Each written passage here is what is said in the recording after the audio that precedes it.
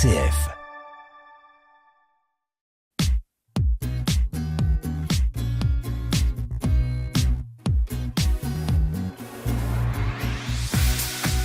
Tous entrepreneurs sur RCF, Pauline Noack. Bienvenue dans ce format long de Tous entrepreneurs. Un entretien avec un entrepreneur qui a l'énergie d'entreprendre et de réentreprendre chevillé au corps.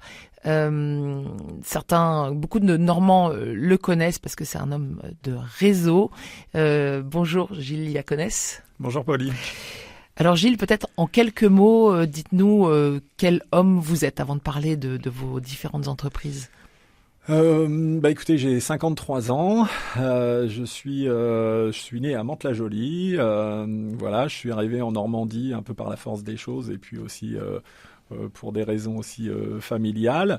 J'ai commencé à entreprendre il y a une vingtaine d'années maintenant et ce qu'on pourrait dire de moi, c'est que je suis quelqu'un qui est plutôt persévérant et qui ne lâche jamais malgré les échecs parfois qui peuvent arriver, puisque des grandes personnes ont dit que la réussite n'est qu'une succession d'échecs et il faut avoir raison une fois.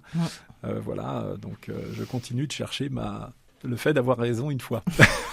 En tout cas, on va parler des succès et des échecs pendant cet entretien. Avant d'entreprendre pour la première fois, vous faites vos armes dans quel secteur, avec quelles études? Alors, j'ai pas fait trop d'études puisque j'étais pas très bon à l'école. L'école, c'était pas fait pour moi parce que à l'époque on pouvait redoubler et j'ai redoublé 3 fois. Quand même. Figurez-vous. Et donc je suis sorti du collège. Au collège, je me suis un peu fait virer, on va dire ça comme ça. Je suis arrivé dans un lycée professionnel et là, je me suis dit, il faut que, pour au moins faire plaisir à mes parents, il faut que je me reprenne en main. À l'époque, j'ai fait un CAP et BEP vente. Ouais. Je suis même pas sûr que ça existe encore aujourd'hui. J'ai fait ça en 3 ans et ensuite, je suis passé en bac professionnel. Vente représentation, donc pour devenir commercial en fait.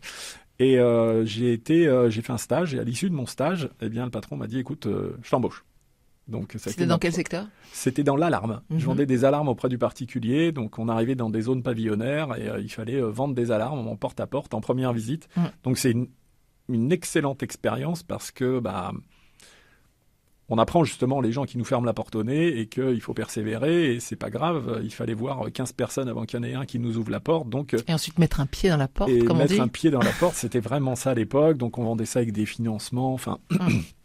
C'était assez particulier, mais ça a été une belle école commerciale. Puis après, j'ai gravi les échelons. J'ai travaillé pour un groupe qui s'appelle Taïko. Donc là, je vendais plus en B2C, mais en B2B, donc auprès des professionnels. Et puis, mon ascension comme ça professionnelle. Alors, vu que j'avais pas de diplôme, ma seule façon de démontrer qu'il fallait travailler avec moi, c'était le résultat. Donc, j'ai toujours eu la culture du résultat. Et j'ai fini chez Siemens. Où j'ai fini directeur du commercial régional chez Siemens en Rhône-Alpes-Auvergne, Donc j'avais commencé à Rouen comme commercial et après j'ai gravi aussi les échelons jusque-là. Après j'ai continué de travailler dans la gestion technique de bâtiments pour une société qui s'appelait Wirecom Technologies, qui est la société qui a créé le courant porteur en ligne. Donc, le courant porteur en ligne, d'accord. Qui permettait en fait de transmettre des informations via le réseau électrique dans les bâtiments. Donc ça a été aussi une super opportunité. Malheureusement, c'était vraiment une boîte à forte croissance qui, à un moment donné, a déposé. Et là, je me suis dit, tiens, est-ce que je ferais pas quelque chose pour moi? J'avais plusieurs idées. Donc là, on est en 2007-2008? On est en 2006-2007, ouais. D'accord. Voilà.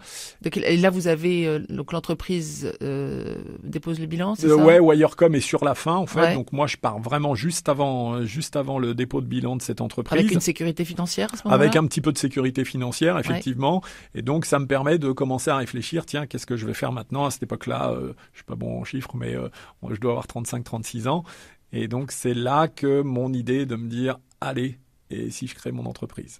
Vous aviez un modèle ou des modèles d'entrepreneurs qui vous avaient un peu stimulé? Alors, à l'époque, oui, les dirigeants de Siemens, notamment, qui me stimulait. Je me disais, waouh, ils ont réussi quand même à monter un truc incroyable.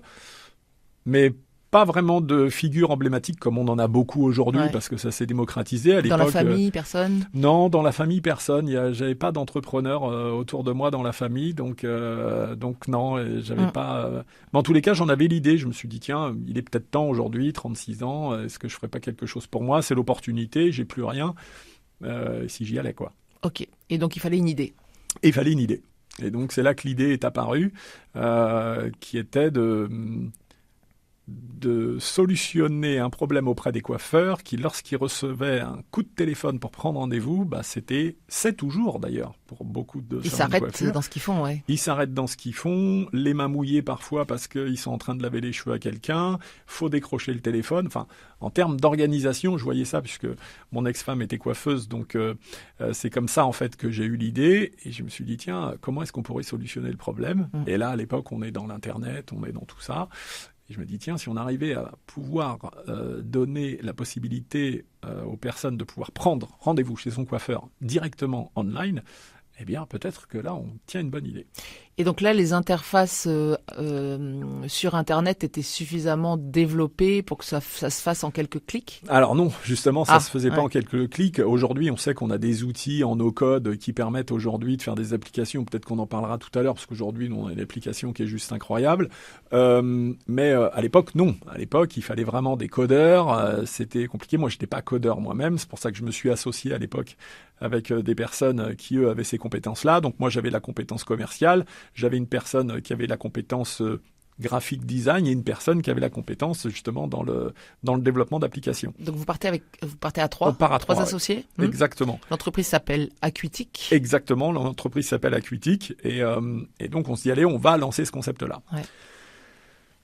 Malheureusement... Finalement, je vous coupe, Gilles, mais enfin, là, vous aviez finalement eu l'intuition de ce qu'aujourd'hui on appelle Doctolib pour les médecins ou Calendly pour, je sais pas, les esthéticiennes. Exactement, sauf que ma cible clientèle n'était pas la bonne. Alors attention, je respecte beaucoup les coiffeurs.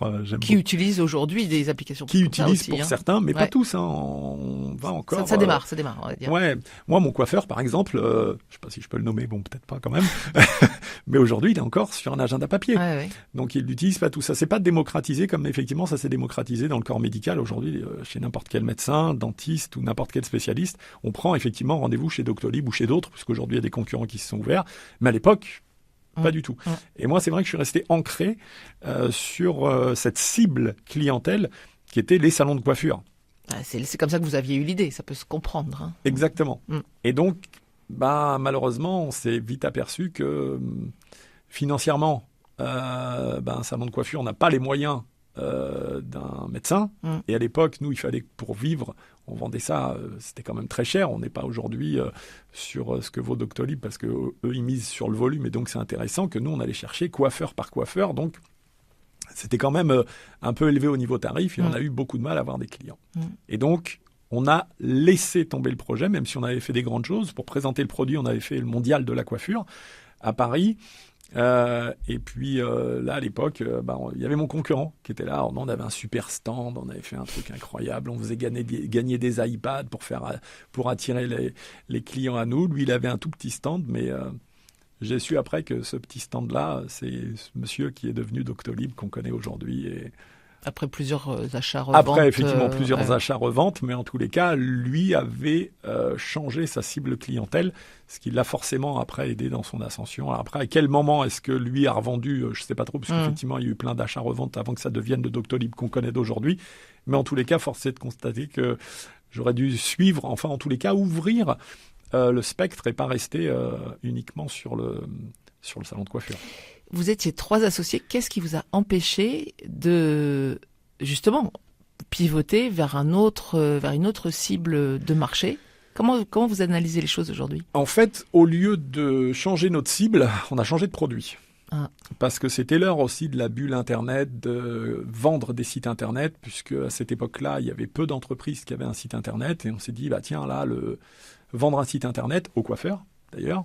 Et on a commencé à vendre des sites Internet à tous les professionnels. Et on a vendu des sites Internet, puisqu'à l'époque, on était vraiment dans ce truc-là, de vendre des sites Internet par le biais d'abonnements. Malheureusement, ce qu'on a fait, c'est qu'on cédait en fait nos clients à des sociétés de financement. Alors c'était bien parce que ça nous a permis en fait de pouvoir avoir une offre qui permettait de dire, au lieu d'acheter votre site internet, à l'époque c'était très cher, hein, on parlait de plusieurs milliers d'euros, voire dizaines de milliers d'euros parfois, là ça vous coûte qu'une petite mensualité. Sauf qu'on mettait effectivement notre business chez des partenaires financiers. À l'époque, quelqu'un qui voulait investir dans ma boîte m'a dit, écoute, si tu continues comme ça, un jour tes partenaires financiers, s'ils te lâchent, vu que ton business est chez eux, eh bien, tu vas te retrouver en difficulté. Mais à l'époque, on avait une société qui marchait bien, puisque là, sur la vente de sites internet, ça a plutôt bien marché. On avait des agences un petit peu partout en France, des commerciaux partout en France. Mais malheureusement, la personne qui voulait investir chez nous était un peu plus visionnaire que moi. Et un jour, il a eu raison. Et en 2012, les sociétés de financement, parce qu'il y avait trop de casse dans les sites internet, puisque les entreprises, lorsqu'il n'y a plus d'argent, qu'est-ce qu'elles font? Le premier poste qui coûte, arrêtent de payer. C'est la communication. Donc, ils arrêtent de payer ce genre de choses. Donc, pour eux, trop de casse. Ils ont dit, on ne finance plus du service, parce qu'en fait, ils finançaient du service. Oui. Donc, pas de matériel derrière, rien à récupérer. Donc, compliqué pour eux. Ils ont dit, stop, on ne finance plus les sites internet. Et nous, on s'est retrouvés donc avec une force commerciale sur le terrain, des charges à payer, des locaux, mais plus le produit en face. On a essayé de continuer. Ça a été difficile. Et en 2012, je me retrouve au tribunal de commerce pour liquider ma boîte. Donc vous étiez... il y avait combien de salariés au moment où ça commence à... On est monté à une quarantaine de salariés. Ouais, quand même. Oui. Et donc ça a été difficile. Une période vraiment compliquée. Mais dans ce même temps, parfois on a des chances. Et on m'a offert l'offre de la seconde chance, puisque dans ce moment où je liquide ma boîte, je me fais inviter à 4 reprises par lui, je peux le nommer, Eric Marciano, qui était un ancien collègue dans une boîte où j'ai travaillé chez Taïko, qui me dit « Salut Gilles, ça fait longtemps qu'on ne s'est pas vu. Écoute, je fais partie d'un réseau d'entrepreneurs. J'aimerais bien t'accueillir à cette réunion et te présenter ce qu'on fait. » Alors c'était à Paris, moi j'habitais Rouen à l'époque, enfin Évreux, pardon, à l'époque. Et aller à 7h du matin à Paris, les bouchons, tout ça, j'avais vraiment pas envie. Et il m'invite 4 fois, donc 3 fois, je lui dis oui, je vais venir et je viens pas.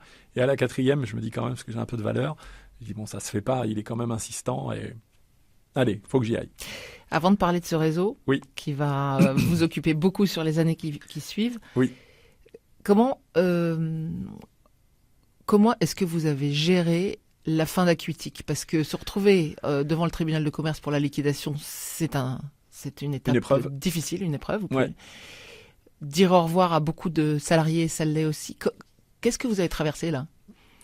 Vraiment difficile. Ça a été probablement l'une des épreuves les plus difficiles de ma vie, surtout humainement. Parce que humainement, dans les salariés, c'est partagé. Il y a des gens, je pense à des gens qui ont continué à me suivre, à m'aider, à me soutenir, même m'aider financièrement pour certains. Mais d'autres qui vous en veulent parce qu'effectivement ils voient leur intérêt strictement personnel, ils perdent leur job, donc ils vous en veulent, donc c'est compliqué. Et puis en France, quand vous êtes entrepreneur, si vous ne l'avez pas prévu à titre privé, vous vous retrouvez du jour au lendemain sans rien. Il n'y a pas d'aide, il n'y a pas de chômage, il n'y a rien du tout, donc vous vous retrouvez avec vraiment rien du tout.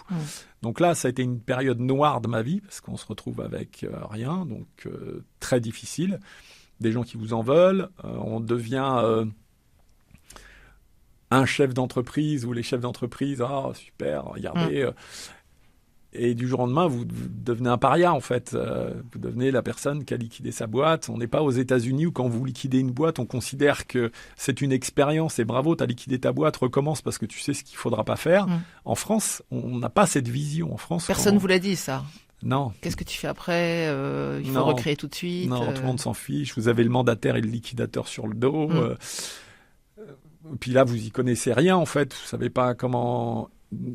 On n'est pas préparé. Non, on n'est pas préparé. On est complètement paumé. On est complètement perdu et ça fait aussi un peu exploser la famille. C'est compliqué. C'est compliqué. Et rétrospectivement, qu'est-ce que ça vous a appris cette période-là? Qu'on peut compter que sur soi-même. Donc, ça a vraiment été une période difficile. Donc, vous allez à la 4e invitation. À la 4e invitation, je vais réseau. découvrir ce réseau à Paris. Et je me dis, tiens, parce que je suis vraiment dans la fin de ma boîte. Et je me dis, peut-être que ce réseau va m'aider. Vous aviez encore un peu d'espoir à ce J'avais moment-là. encore un peu d'espoir. Ouais. Et donc, j'assiste à cette réunion avec, à l'époque, il y a une trentaine de chefs d'entreprise à Paris, à la Maison de l'Aubrac, je me rappelle, dans le 8e arrondissement. Et là, je dis, waouh, qu'est-ce que c'est que ce truc de dingue? Ces entrepreneurs qui échangent physiquement à l'époque du business avec des petits bons papiers où ils se donnent des papiers sur lesquels il y a écrit « Tiens, je t'envoie vers telle personne, je t'envoie vers telle personne. » Contact machin de ma part. Contact de ma part. Et à la fin, d'autres bons comme ça qui s'échangent en disant « Merci parce que grâce à toi, j'ai fait tant de business. » Et à la fin, quelqu'un se lève et dit « Bravo, ce matin, nous avons échangé 60 000 € de business. » Mais qu'est-ce que c'est que ce truc? Vous n'en aviez jamais entendu parler? J'en avais jamais entendu parler. Jamais, jamais. Donc, je me dis, waouh, qu'est-ce que c'est que ce truc? C'est quand même incroyable. Et donc, je vais voir mon ami Eric Marciano et je lui dis, moi, ça m'intéresse de venir échanger du business comme ça. En plus, je suis en difficulté, donc si ça peut me permettre d'acquérir des clients, il m'a dit, effectivement, c'est fait pour ça. Donc, c'est américain, tout ça. Et il me dit, va voir la personne qui est là, donc qui était le manager du groupe, et va voir avec lui comment tu peux faire pour intégrer. Et donc, je vais le voir, je lui dis, moi, ce qui m'intéresserait, ça serait d'avoir un groupe à Rouen. Est-ce qu'il y a un groupe à Rouen? Alors, j'étais très au fait de ce qui se passait à Rouen. Je pense que s'il y avait un groupe à Rouen, j'en aurais entendu parler. Il me dit, écoute, à Rouen, il n'y a rien. Mais par contre, si tu veux, tu peux créer ton propre groupe à toi. Donc, chose que j'ai fait. Je dis, voilà, comment est-ce qu'on crée notre groupe? Donc, mini-formation, un truc qui dure une après-midi. J'arrive ici à Rouen, je prends mon expert comptable de l'époque, qui était un expert comptable chez KPMG, et je lui dis, viens voir, j'ai découvert ça à Paris, donc on va à Paris, je lui montre le groupe, il trouve ça lui aussi incroyable, et on décide de faire la première réunion, et donc on est en 2011. Et c'est donc le début de BNI à Rouen. Le début de BNI à Rouen. BNI qui veut dire Business Network International. Et première réunion juste incroyable, puisque mon expert comptable invite beaucoup de clients à lui, on est 30 autour de la table, et là, moi je me dis tout de suite, c'est incroyable. Sauf que ça marche pas du tout. Puisque là, un des notables de Rouen se lève et dit, mais est-ce que vous croyez qu'on a vraiment attendu après les Américains pour développer notre business? Bien sûr que non, votre truc c'est américain, ça marche peut-être à Paris, ça marche peut-être dans les grandes villes, mais ici ça marchera pas. Et vu que c'était un notable, le nom, de Rouen, tout le monde l'a suivi en fait. Ce qui fait qu'on s'est retrouvé à la deuxième réunion, on n'était plus que 4. Donc là, mon comptable me dit, Gilles, j'ai invité tous mes clients à la première, maintenant je vais un peu freiner le truc. Et là, je me dis, de toute façon, je vais pas lâcher, on va faire d'autres réunions, on va continuer. Là, Acuitic était déjà fermé. Alors là, en cours, on arrive à peu près à 10 membres, et là, je suis en difficulté vraiment avec Acuitic, je m'en sors pas. Et d'ailleurs, à cette période-là, c'est même difficile avec les membres, parce que c'est pour ça que vous allez comprendre que ça n'a pas été si facile que ça de créer BNI, parce qu'à ce moment-là, je suis remis en question. Mais oui. Parce que dans mon rôle de cette création de groupe BNI, au moment où je liquide, et forcément j'ai vendu aussi des sites internet dans mon groupe BNI, les gens me remettent en question. Ils me disent, est-ce que tu as la légitimité de nous accompagner dans la création de notre groupe alors que tu viens de liquider ta boîte? Et là, c'était difficile pour moi, puisque là, du coup, j'ai les membres à dos, mais je me dis, de toute façon, je peux pas lâcher, parce que je n'ai plus que ça.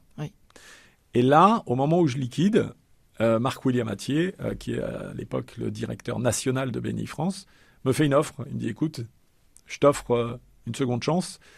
Chez BNI, voilà comment ça marche. Tu peux devenir franchisé. Donc, je te propose de prendre la franchise de la Seine-Maritime. Mais pour ça, avant, il faut que tu franchisses un certain nombre d'étapes. Notamment, il a fallu que je crée 9 groupes. 9 groupes pour pouvoir lever la franchise. Donc 9 groupes, ça veut dire 9 responsables de groupe. C'était pas vous qui animiez? Alors non, les premiers, c'était moi. Jusqu'à 9, c'était vous? Ouais, jusqu'à 6, parce qu'après, effectivement, j'ai fait rentrer ce qu'on appelait chez BNI des directeurs consultants. Et petit à petit, on a continué à croître comme ça.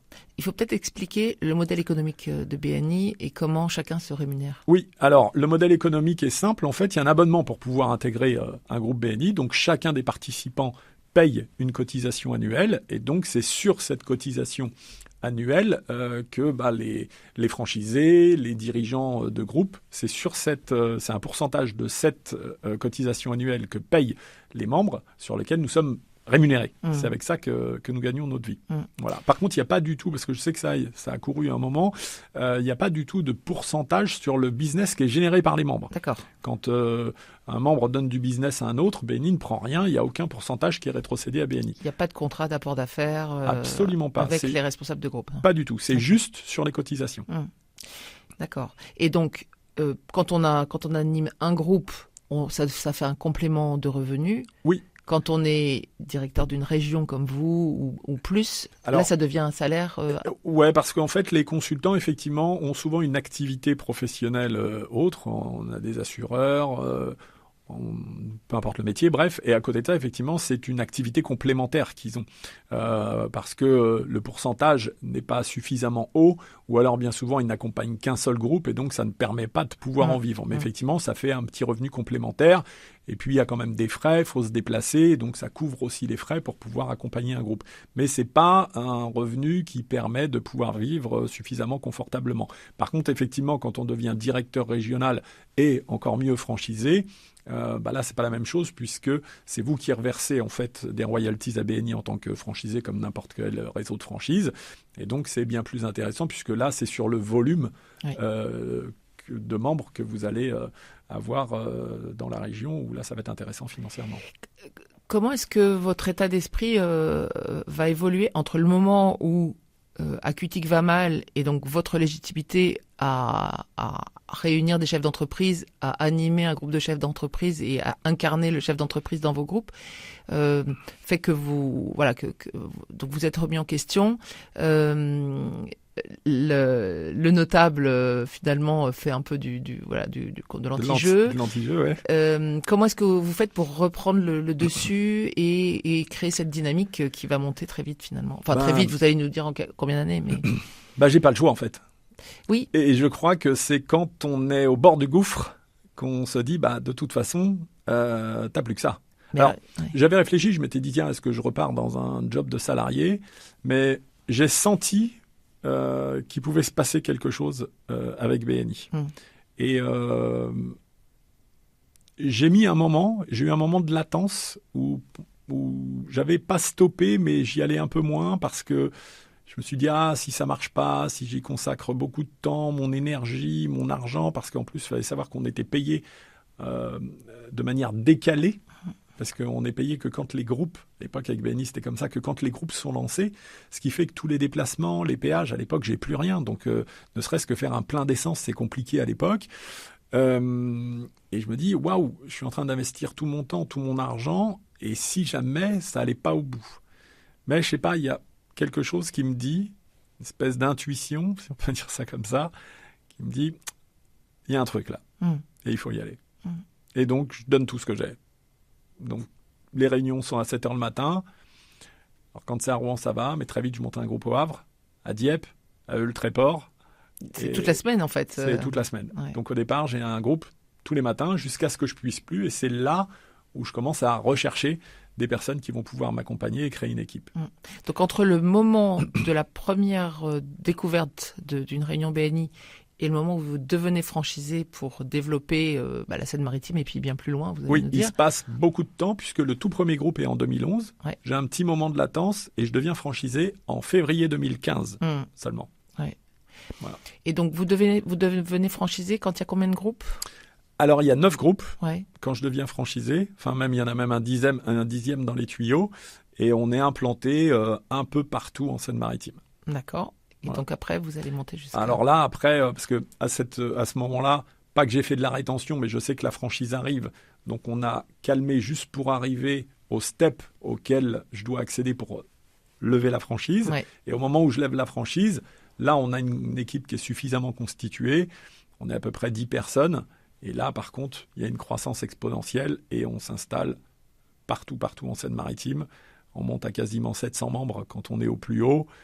On a fait des événements incroyables, on a fait générer plus de 400 millions d'euros de chiffre d'affaires à tous les membres, on a fait le Zénith de Rouen, on fait des trucs incroyables. Et moi, dans ma vision, c'était que BNI devait devenir un acteur majeur et incontournable pour le monde entrepreneurial. Et je crois qu'on a réussi ça. Et qu'on se le dise, BNI a changé ma vie à cette période-là, parce que tant sur le plan personnel que sur le plan financier et entrepreneurial, parce que sur le plan personnel, ça a déclenché quelque chose chez moi de fort, c'est la passion d'aider les autres. Et pour moi, ça, je trouve que ça n'a pas de prix. Certains entrepreneurs m'ont dit « Merci Gilles, avec BNI, tu as changé ma vie ». Et ça, pour ça, moi, c'était quelque chose d'important, parce que j'étais passé par la liquidation d'Acutic, et je me suis dit, quand on arrive à aider les gens, faire quelque chose pour eux. Si à un moment donné, un membre est rentré dans un groupe et que parce qu'il a fait un peu plus de business, que ça lui a permis d'embaucher quelqu'un, peut-être que ça lui a permis de partir plus en vacances ou aider ses enfants. Voilà, pour moi, ça, c'est au-delà de ce qu'on peut gagner financièrement, parce que grâce à BNI aussi, j'ai gagné très confortablement ma vie à l'époque. Mais aider les gens, c'est quelque chose d'important pour moi. Et quand on est franchisé BNI qui a 700 membres, est-ce qu'on a encore les deux pieds sur terre? Est-ce qu'on est encore en prise avec ce qui se passe dans les groupes, dans les réunions? À un moment, non. Parce qu'on devient... j'aime pas dire ça, parce que je suis pas du tout comme ça. On devient un peu un personnage public. Et il y a un côté bien, mais il y a un côté noir aussi du truc. Parce que c'est vrai que moralement, on s'envole un peu, on se prend un peu pour quelqu'un qu'on n'est pas. En réalité, du fait qu'on est un peu public, ça nous monte un peu à la tête. J'ose le dire aujourd'hui. Pardon. Mais on va en parler après, mais on redescend très vite. Mais c'est vrai que ça monte un peu à la tête parce que tout le monde... J'ai une histoire que je peux vous raconter. Un jour, je suis en train de faire mes courses à Carrefour, à Mont-Saint-Aignan, et il y a quelqu'un dans un rayon qui m'interpelle et qui me dit « Vous êtes le monsieur de BNI ?» Oui, je suis le monsieur de BNI. Alors, on n'est pas des stars de télé, mais c'est quand même incroyable. Et donc, quelqu'un vous interpelle. Alors, c'est vrai qu'on a un pin sur nous, on a tout ça, donc on est facilement identifiable. Mais voilà, et c'est vrai que ça peut monter à la tête. Quand on fait le Zénith de Rouen, on a près d'1 millier de personnes dans le Zénith qui sont là. Et après, en plus, avec BNI, alors, pour la petite histoire, on a fait pendant 3 ans consécutifs top 10 monde. Donc, on a été dans les meilleures régions du monde chez BNI. Donc, tout ça, on est allé à Los Angeles chercher des trophées. Enfin, c'était incroyable. J'ai vraiment vécu une expérience incroyable. C'est vrai que ça monte un peu à la tête. Et alors, comment ça s'écroule, tout ça? Covid. Toujours le même. Voilà, donc le Covid est arrivé. Donc, on passe parce qu'il faut savoir que BNI, donc, c'est que des réunions en présentiel. Ouais. Au moment du Covid, on passe tous... Excusez-moi, on va couper... je vais couper ça. Je reprends ma salive. Au moment du Covid, on passe tous on est tous en réunion présentielle, à tous en ligne. À cette période-là, il se trouve que BNI ne fait aucun effort sur la cotisation. Parce qu'ils ne veulent pas perdre la manne financière que ça représente. Donc les cotisations continuent de courir, les renouvellements sont toujours au même prix. Et là, il y a un clash en fait, qui arrive. Alors un clash pour plusieurs raisons. Déjà, tout le monde est extrêmement agacé à cause du Covid. Moralement, c'est difficile pour tout le monde. Et donc, les gens ont du mal à accepter de se dire on n'a plus le service normal de BNI, mais eux continuent à nous taxer de la même manière. Donc, il y a un rapport de force qui s'installe entre BNI. Alors, nous, on a un peu le tampon parce que vu qu'on est des franchisés, on ne peut que faire ce que BNI nous dit. Oui. Donc, on redescend ça aux membres. Donc, on est un peu entre BNI et les membres où là, c'est un peu compliqué. Et à ce moment-là, BNI nous dit, écoutez, nous font une réunion. Des Américains viennent en réunion online, en Zoom, et nous disent, écoutez, compte tenu de tout ce qui se passe, nous sommes enclins à racheter des franchisés. Donc, moi, à ce moment-là, je m'y intéresse. Et je me dis, est-ce que c'est pas le moment? Covid, les membres quittent les groupes par dizaines. Et je me dis, est-ce que c'est pas le moment, effectivement, de vendre, parce qu'on ne sait pas où on va avec le Covid. Donc, est-ce que c'est pas le moment de vendre et de faire autre chose? De la part de BNI, c'était une décision financière, en se disant, on va mieux profiter, en tout cas, rendre le business encore plus profitable si on réintègre ce qui est aujourd'hui des franchises, ou c'est pour rendre service? À ce moment-là, on ne sait pas trop, en fait. D'accord. Parce que de la manière dont ils l'amènent, c'est un peu flou, mais nous, en tous les cas, étant donné qu'on est tous, en tous les cas, pour beaucoup de franchisés, dans une situation difficile, certains se posent la question. Et moi, je suis un des premiers à me poser la question, et donc je demande à en savoir plus. Alors en même temps, j'essaye quand même de m'en sortir, puisqu'à l'époque, je crée pendant le Covid Expert Online. Donc Expert Online, c'est-à-dire que j'invitais tous les entrepreneurs qui voulaient écouter notre émission. C'était une fois par semaine le soir. On a fait venir des gens comme Laurent Alexandre. On faisait participer aussi les membres BNI pour qu'ils expliquent comment est-ce qu'on pouvait aider les gens à s'en sortir pendant une période Covid, etc. Et c'était des conférences en ligne payantes ou Non, c'était non pas payant. On faisait ça en fait pour rendre service, pour essayer d'aider les BNistes, mais aussi les entrepreneurs plus largement. Donc c'est pour ça qu'on avait mis ça en route. Donc on essayait d'avoir des intervenants de qualité qui intervenaient sur comment s'en sortir dans cette période de Covid. Ça a marché, mais ça faisait pas vivre puisque, comme vous venez de le dire, c'était pas payant. Donc forcément, c'était pas un business, c'était plus un soutien, quoi. Et là, donc, à ce moment-là, je suis intéressé pour revendre ma franchise. Si vous aimez ce podcast et avant d'écouter la suite, je vous invite à soutenir RCF par un don. RCF a fait le choix de limiter la publicité au maximum et de vivre grâce aux dons de ses auditeurs. Vous pouvez soutenir RCF en Normandie en faisant un don sur rcf.fr. Merci. Voici maintenant la suite du podcast. Et donc, on a des réunions avec BNI pour savoir comment est-ce qu'on peut sortir. Et on ne s'entend pas. On ne s'entend pas sur les montants et sur les conditions pour sortir. Donc moi, je fais machine arrière. Mais étant donné qu'ils avaient hameçonné un poisson pour vendre leur franchise, ils n'ont pas lâché. Et ils m'ont dit, non, en fait, tu t'es proposé pour vendre. Nous, maintenant, on est très intéressés. Il faut qu'on trouve une solution. Et là, on ne s'entend pas. Et du fait qu'on ne s'entend pas, on est sorti un peu fâché, puisqu'on n'était plus sur les mêmes valeurs, plus sur... parce que BNI, ils ont un credo, un argument, qui est le qui donne reçoit. Et moi, je ne me suis pas retrouvé, en fait, dans cette sortie. Alors après, il faut savoir que BNI, ça a été racheté. Aujourd'hui, c'est des fonds de pension qui sont à la tête. À l'époque, quand ça a été créé par un monsieur qui s'appelait Ivan Meissner, qui, lui, l'avait fait vraiment pour aider les entrepreneurs, pour s'aider lui-même, et vraiment dans une dimension solidaire. Là, on n'est plus là, puisque c'est des fonds de pension qui tiennent ça. Donc, leur seul intérêt, effectivement, c'est ce que ça représente financièrement. Optimiser. Donc, quand ils vous rachètent... Oui. C'est déjà les fonds de pension. C'est déjà les fonds de pension, ouais. C'est déjà les fonds de pension. Et donc, on sent que dans la négociation, on n'est pas là pour dire qui donne reçoit et allez, on se soutient et on est gentils les uns avec les autres. Mais ils pouvaient vous forcer à vendre, c'est ça ? Oui. C'est ce qu'ils ont fait, en fait. C'est ce qu'ils ont fait. D'accord. Donc, ça s'est traité entre avocats. Avec mon avocat qui s'est occupé de ça, je peux le nommer, parce que quelqu'un qui est un peu connu, qui est Jonas Haddad, ici en Seine-Maritime. Et grâce à lui, voilà... On a réussi à trouver un compromis, finalement, après un petit peu de bataille, qui nous a permis à tous les deux de partir aujourd'hui. On n'est pas amis avec Benny, mais en tous les cas, on n'est plus fâchés. Et comment vous expliquez que vous n'avez pas pu, dans un premier temps, tomber d'accord quand c'était volontairement que vous vouliez leur vendre? En fait, quand on veut revendre sa franchise, il y a de toute façon un rapport de force qui s'installe. Ouais. Puisque moi, je voulais partir, je pensais à mes intérêts personnels, mais en face, et je pense que ça, c'est vrai dans n'importe quelle session vente d'entreprise, chacun va essayer d'avoir le plus possible. D'avoir le plus possible et de partir avec les meilleurs intérêts. Mais on est dans une période particulière, puisqu'on est en plein Covid. Et donc, eux, ils jugent le fait que les membres sont en train de partir les uns derrière les autres, qu'on passe d'une région à 700 membres, où quand je suis parti, il y en avait à peine 300. Donc forcément, eux, ils jugent sur ce point de vue-là. Sur ce qui reste, ouais. Voilà, sur ce qui reste. Moi, j'essaye de leur vendre le fait comme quoi, oui, mais attendez, là, le Covid, ça va s'arrêter, ça va repartir, et quand ça va repartir... mais ils n'entendent pas de...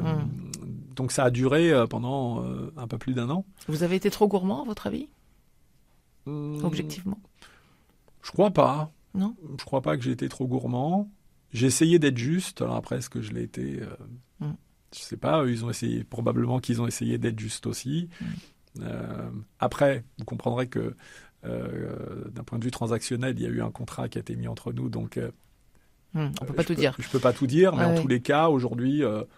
Voilà, je pense qu'ils sont contents, je suis content. Aujourd'hui, on s'est séparés. J'ai eu une clause de non-concurrence pendant 2 ans, ce qui va probablement permettre de faire la transition. Et voilà, j'ai respecté cette clause de non-concurrence pendant 2 ans.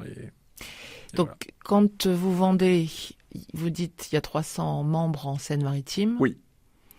Mais on continue d'être en décroissance, puisqu'aujourd'hui, de ce que j'en sais, il reste quelques groupes, un ou 2 groupes seulement en Seine-Maritime. Autrement dit, plus rien. Et comment vous expliquez ça ? C'est que, en fait, il n'y a pas eu d'autres franchisés après vous, hein, c'est le groupe, enfin, c'est BNI qui a repris l'animation. Oui, ils ont mis mon directeur des opérations de l'époque à ma place, qui n'est plus là non plus, qui lui aussi, à un moment donné, a lâché. L'équipe de directeurs consultants sont partis les uns derrière les autres, et à un moment donné, il n'y avait plus personne. Est-ce que c'est parce que c'était trop cher ? Est-ce que c'était parce que c'était trop contraignant ? Est-ce que c'est parce que l'esprit avait changé ? Qu'est-ce qui s'est passé en fait ?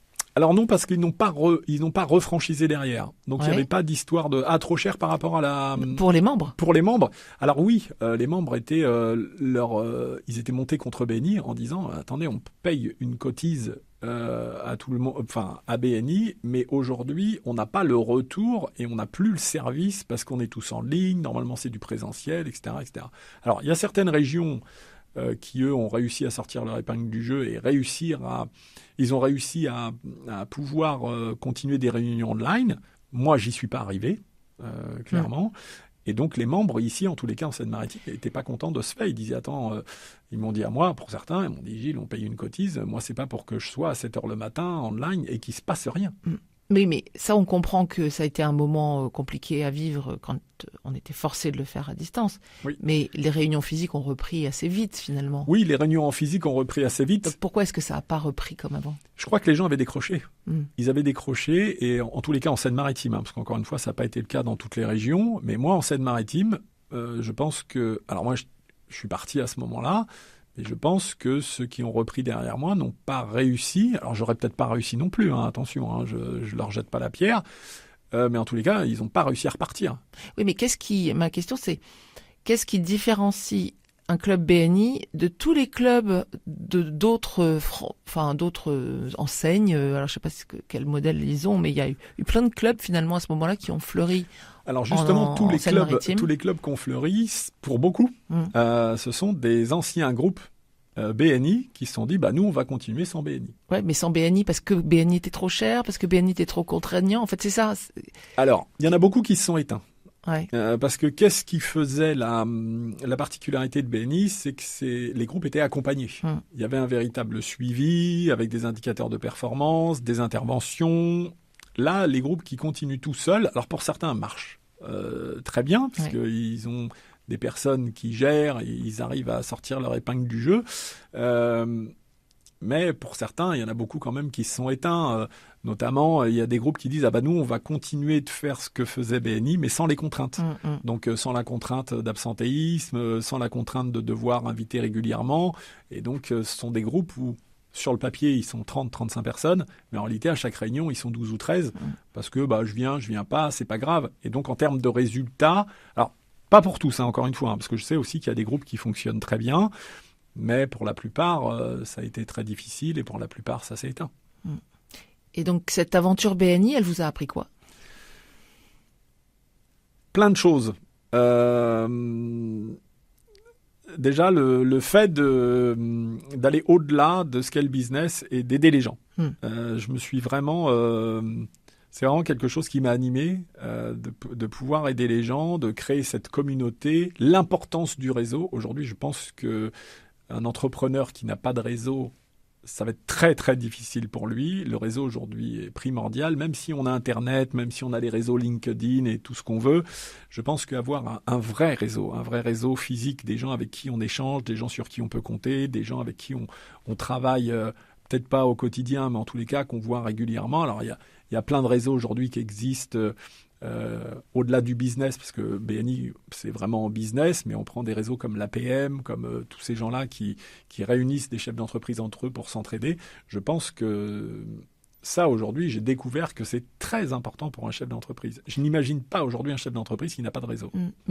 Mais ce qui est particulier à BNI ou ces autres groupes, c'est qu'on parle d'argent. Alors oui. Parce qu'avec son réseau, que ce soit le CJD, APM ou d'autres, on parle de son business, mais on ne parle pas forcément des flux d'argent.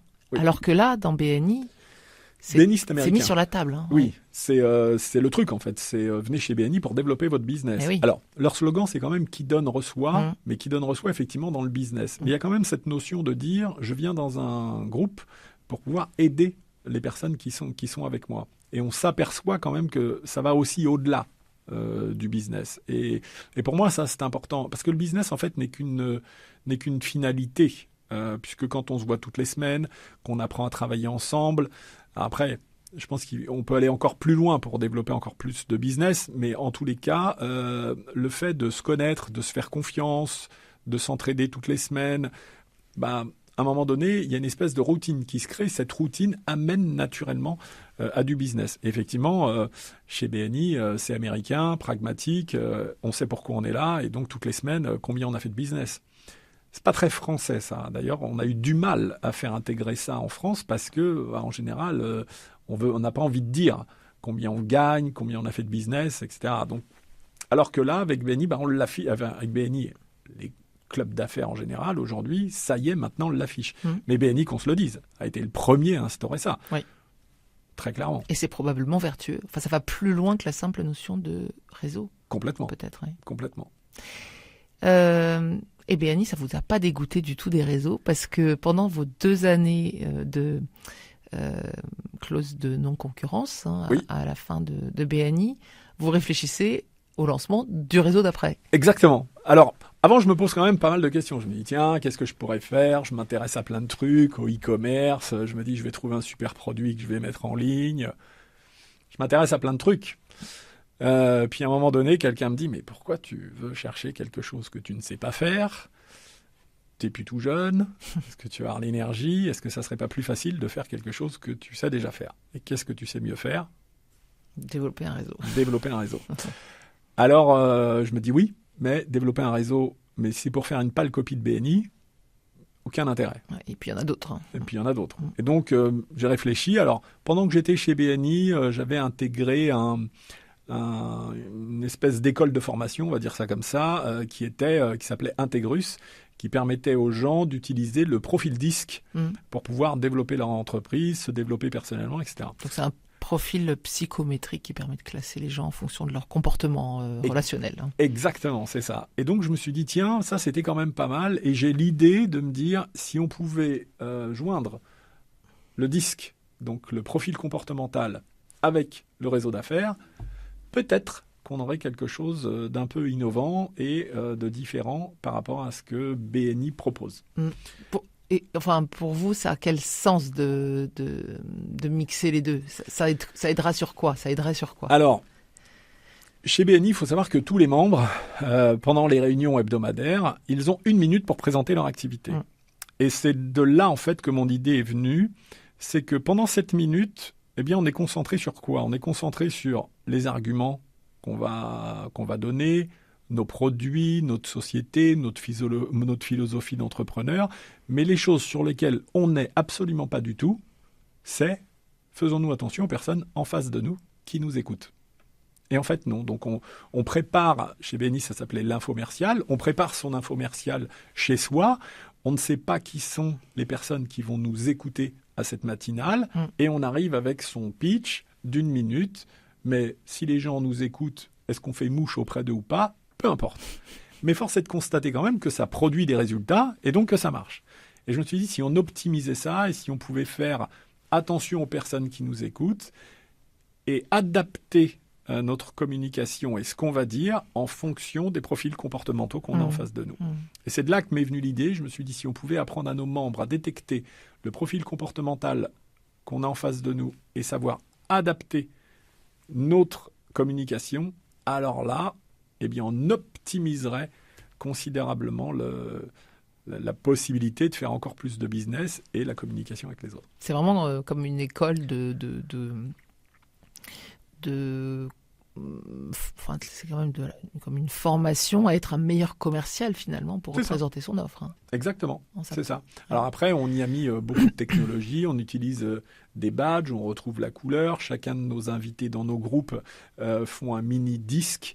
Donc quand ils arrivent, on leur met un tour de cou qui correspond à leur couleur, ce qui fait qu'en fait, dans une réunion, c'est très coloré parce qu'on voit les personnes en fonction de leur profil comportemental et chacun de nos membres, effectivement, au fur et à mesure, parce que c'est un processus éducatif, c'est pas vous rentrer dans nos groupes Apollo, puisque ça s'appelle Apollo, c'est pas vous rentrer dans nos groupes Apollo et en une formation d'1 heure, ça y est, vous êtes opérationnel et vous savez parler à tous les profils comportementaux. C'est est vraiment un processus vraiment qui se fait de semaine d'apprentissage, en semaine, d'apprentissage. Et donc, au fur et à mesure, eh bien, les gens sont de plus en plus à l'aise avec ça. Et on les voit aujourd'hui, lorsqu'ils interviennent, eh bien, ils regardent les profils qu'ils ont autour d'eux. Et en fonction des profils, eh bien, ils interviennent de manière pertinente et ils adaptent. Ils adaptent leur discours. Tout le monde n'est pas toujours jaune, tout le monde n'est pas toujours bleu, vert ou rouge.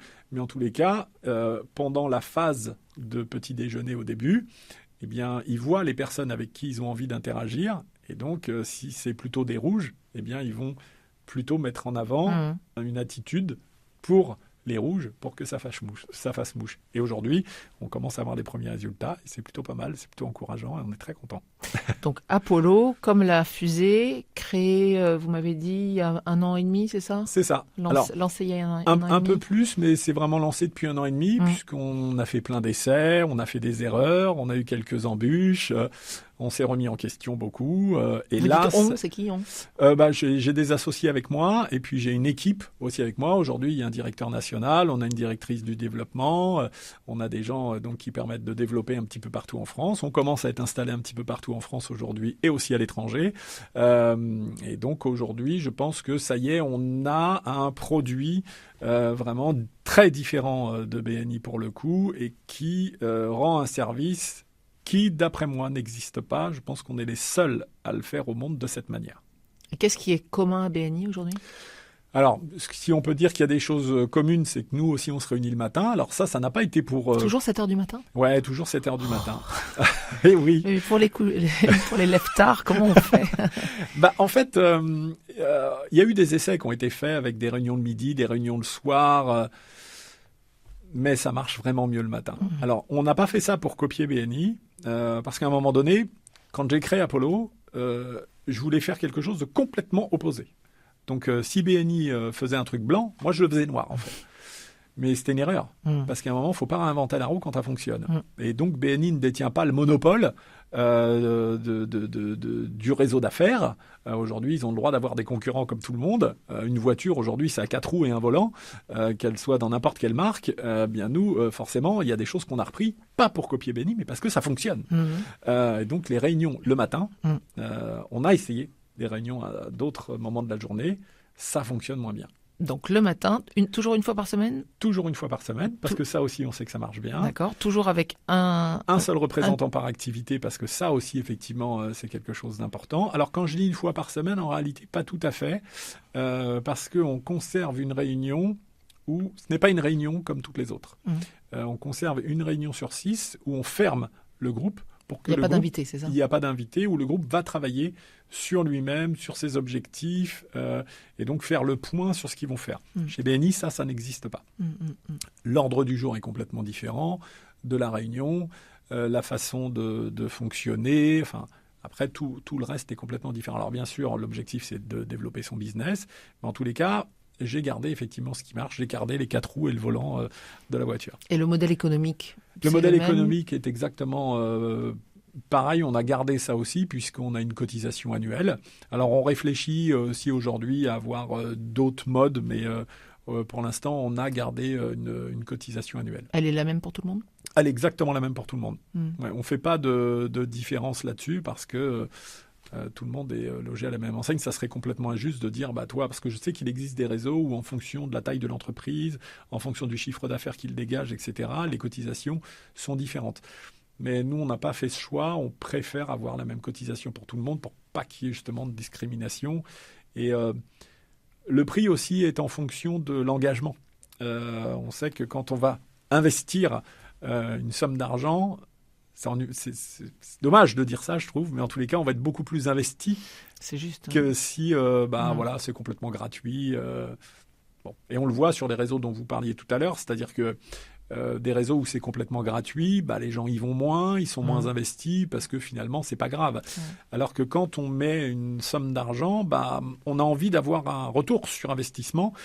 Donc on prend ça comme un investissement et donc là, du coup, par définition, on s'investit pour pouvoir au moins recouvrir l'investissement qu'on a fait. Ça se comprend bien.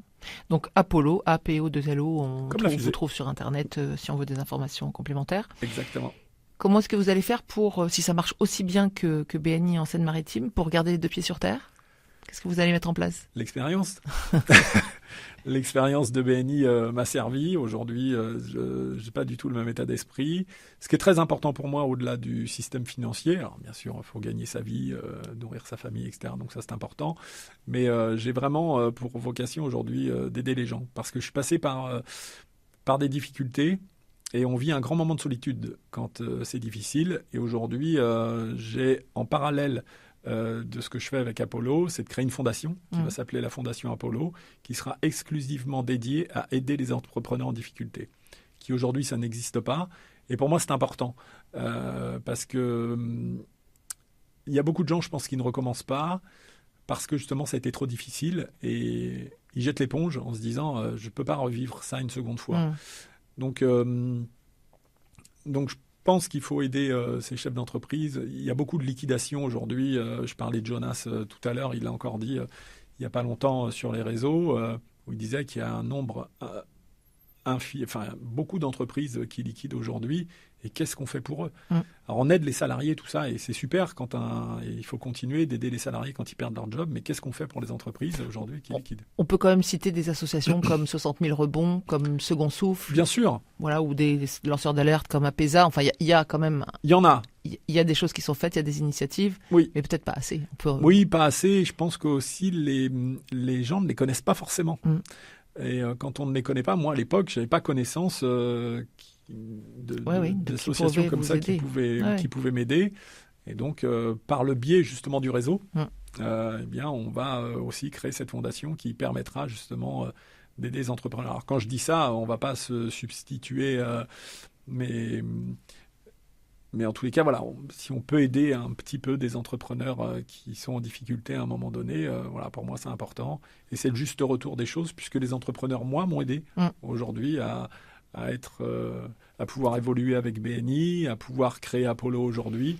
Et donc, si à un moment donné, à mon tour, je peux redonner aux entrepreneurs qui sont en difficulté à un moment donné, je pense que c'est juste le retour des choses. Et puis peut-être aussi inspirer. Vous parliez à l'instant de nourrir votre famille. Vous avez plusieurs enfants. Oui, j'ai 4 enfants. Et il y en a qui regardent papa faire et qui s'inspirent, non ? Oui, effectivement. J'ai la plupart de mes enfants, alors une toute petite, c'est encore trop tôt pour le dire, mais en tous les cas, j'ai mes 3 autres enfants qui sont effectivement à fond dans l'entrepreneuriat. On avait parlé avec fierté tout à l'heure. Racontez-nous en quelques mots. Ouais, alors j'en ai un qui vit, alors même si c'est pas mon fils, mais en tous les cas, je l'ai élevé puisque c'était le fils de mon épouse à l'époque et donc c'est moi qui l'ai élevé puisqu'il est rentré dans ma vie tout petit.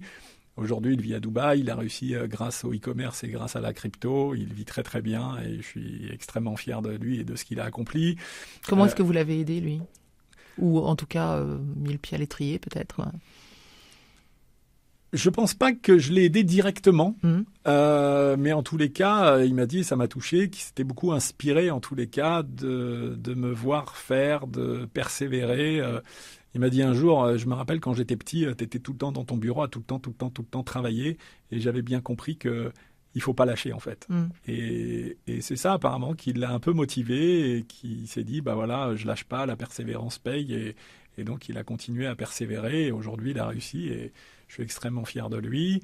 J'ai mon fils Mathéo qui lui aussi essaye de se lancer, alors plus dans un domaine artistique, lui avec des tableaux, des choses comme ça, c'est ce qu'il fait en ce moment, donc j'espère aussi qu'il va réussir. Et puis mon fils Anthony, alors lui qui est... lui, la persévérance, c'est juste incroyable puisqu'il était passionné de mode et d'artistique. Il a toujours été, quand il était jeune, refusé partout. Il était refusé ici à Rouen chez STD2A pour pouvoir faire une filiale artistique. Du coup, il s'est retrouvé en bac S, mais il s'en fichait complètement. Il a fait son bac S. Après le bac S, il s'est dit, allez, maintenant, je vais essayer de persévérer. Et je vais aller dans la mode puisque c'est ce qui me plaît, en fait. Et donc, première tentative à l'Institut français de la mode à Paris. Il se fait refuser. Mais il est accepté dans une autre école. Mais il voulait vraiment l'Institut français de la mode. Et donc, il refuse l'autre école. Et pendant 1 an, il dit, je vais travailler. Et je vais recommencer. Et la prochaine fois, j'aurai l'Institut français de la mode. Et là, 2e fois, l'Institut français de la mode, il est pris. Ils sont à peu près 300, je crois, dans sa promo, pour être plus que 30 à la fin des 3 dernières années. Et il finit aussi par faire la Fashion Week, donc défiler de ses propres vêtements à la Fashion Week. Wow. Et là, il se fait remarquer. Et aujourd'hui, il est dans l'équipe de Pharrell Williams chez Louis Vuitton. Donc, c'est parce qu'il n'a pas lâché que, voilà, il a continué. Parallèlement à ça, il crée sa marque qui s'appelle Rodeo et il lâche pas, quoi. Waouh. Voilà, donc je suis assez fier de mes enfants, ouais. Vous pouvez. Comment est-ce que donc vous n'avez rien lâché, ça s'est vu, hein, puisque vos enfants vous le disent. Comment est-ce que vous avez tenu bon, enfin avec quel carburant est-ce que vous avez tenu bon? Qu'est-ce qui vous met en action? Qu'est-ce qui vous anime en fait? La persévérance, je crois. Ouais, mais c'est pas une fin en soi, la persévérance. Non, c'est pas une fin en soi, mais peut-être le fait de vouloir, ouais, parce que ça aussi c'est important pour moi, avoir l'impression de servir à quelque chose. Ça c'est important. Si on a servi, je crois que si on a servi à quelque chose, si on a pu aider des gens, si à un moment donné quelqu'un se dit ah bah tiens, grâce à ce qu'il a mis en place, grâce à ce qu'il a fait, bah ça m'a permis de faire ça. Bah ça compte. Ça pour moi. C'est pas l'argent, tout ça. Parce qu'il y a plein de moyens de gagner de l'argent. Je pense qu'à un moment donné, il faut aller au-delà. Il faut être habité par une espèce de mission, quelque chose où on a envie. Pour moi, vraiment, aider les gens, c'est important. C'est vraiment... Quand on a fait le Zénith de Rouen, à un moment, j'étais derrière le rideau. Il y avait à peu près 1 millier de personnes devant moi. Et quand on regarde ça, il n'y a pas de connotation financière. Il n'y a pas tout ça, puisque là, on n'est pas là. Mais on se dit, waouh, c'est moi qui ai fait ça. Et ça compte, ça. Oui, mais c'est aussi à ce moment-là qu'on perd un peu le contact avec le sol. C'est ça. Mais c'est bien parce que une fois, pas deux. Ça, c'est sûr. Ça m'a servi d'expérience. Donc là, ça ne m'arrivera plus, puisqu'aujourd'hui, avec Apollo, on est encore au-delà, puisque avec BNI, je n'avais que la Seine-Maritime. Aujourd'hui, on est en Chine, en Angleterre, en Belgique, en Suisse. Enfin, on va être bientôt en Espagne, on va être implanté un petit peu partout. Donc je pourrais avoir perdu pied bien plus aujourd'hui, mais aujourd'hui, je reste bien les pieds sur terre. Et vous avez un rituel pour justement garder les pieds sur terre? J'essaye de me rappeler d'où je viens. Voilà. Et par où vous êtes passé aussi, peut-être? Et par où on est passé, ouais. Ouais. Oui, quand je dis d'où je viens, c'est toute Ouais. cette histoire où il faut se rappeler que rien n'est jamais acquis et tout peut s'arrêter demain. Et à quel moment est-ce que vous avez le plus douté dans tout ce parcours? On doute tout le temps, en fait. On n'est jamais sûr de tout ce qu'on met en place, tout ce qu'on essaye, tout ce qu'on... On doute toujours un peu. Et je pense que c'est le doute qui fait la remise en question, et c'est la remise en question qui fait qu'on y arrive. On n'est jamais arrivé quelque part. Il faut toujours se remettre en question. Il faut toujours se dire, est-ce que là, ce que je fais, c'est bien? Rien n'est jamais acquis. Et le doute doit être là. C'est important. Mais est-ce qu'il n'y a pas un moment où vous vous êtes dit, non, là, je ne vais pas réussir à repartir? Oui. Plusieurs fois? Ouais, plusieurs fois. Là, je ne vais pas y arriver. J'ai eu des gros moments de bad, si on peut dire ça comme ça, où je me disais, mais là, c'est compliqué, quoi. Et puis, quand BNI vous rachète la franchise, où finalement vous vous retirez du jeu, oui. En préparant, vous m'avez expliqué que là, il y a eu vraiment de l'incompréhension de la part des équipes, hein, des directeurs, et qui ont pu se faire des idées ou en tout cas mal comprendre ce qui s'est passé. Ouais. Et vous, pas en capacité d'expliquer parce que confidentialité ou autre, je ne sais pas. Mais là, on a quand même du monde qui parle en négatif. Complètement. Qu'est-ce que ça fait? Mal. Ouais. Parce qu'on a eu l'impression quand même de faire de bien pour les gens. Et effectivement, on ne peut pas s'exprimer. Parce que lorsque le conflit a commencé avec BNI, ils m'ont déconnecté. Avec une position où ils m'ont obligé à surtout pas communiquer.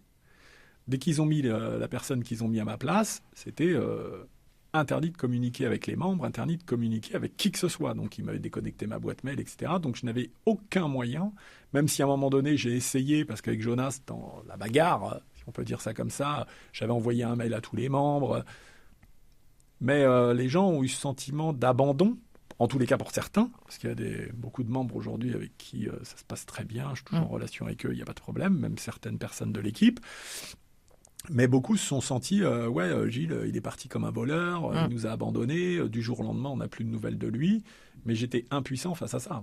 J'ai, pour le coup, vraiment pas eu le choix, quoi. Et ça, ça m'a fait mal. Alors aujourd'hui, je relativise en me disant qu'effectivement, si tout le monde avait toutes les billes, si tout le monde avait connaissance de la manière dont ça s'est passé, probablement que les gens auraient une autre analyse sur la manière dont ça s'est passé. Maintenant, le temps a passé, voilà, on n'en parle plus, mais oui, ça a été, c'était un peu destructeur, pour moi. Surtout quand vous êtes coincé, vous ne pouvez pas répondre. Ça, c'est difficile. Donc, là, ce qui se prépare, c'est Apollo qui se déploie le plus largement possible. Dans le monde entier. Voilà. Qui vient concurrencer directement BNI. Oui, si possible. BNI est numéro 1 mondial aujourd'hui. Notre vision et notre ambition, c'est de devenir le numéro 2, parce qu'aller chercher BNI, il y a 400 000 membres dans le monde, donc ça fait 30 ans que ça existe, ça va être difficile de les détrôner, mais en tous les cas, oui, on a décidé d'être les numéro 2 dans le monde, même si on se plaît à dire, en plaisantant avec mes collègues, on est déjà les numéro 2 mondial, si on peut dire, parce que nous sommes le seul réseau qui développe à l'international. Il n'y a pas d'autres réseaux français qui développent à l'international, en tous les cas. Après, il y a peut-être des réseaux, je ne sais pas, asiatiques qui développent, mais pas en France, en tous les cas. Mais ouais, on a pour vocation... je pense qu'on a une offre vraiment incroyable. En plus, on a la chance d'avoir quelqu'un qui a intégré l'équipe, qui développe aujourd'hui une application qui est juste révolutionnaire. L'application qu'on a mis en place est juste incroyable. Et rien qu'avec ça, on n'a rien à voir aujourd'hui avec les autres réseaux. On est très très fiers de ce qu'on fait.